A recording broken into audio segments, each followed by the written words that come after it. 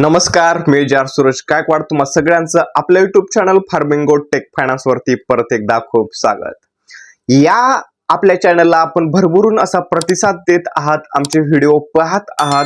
साधारण 450 सबस्क्रायबरचा पल्ला आपण फक्त 15 ते 20 दिवसांमध्ये गाठलेला आहे. याबद्दल तुमचे खूप खूप धन्यवाद.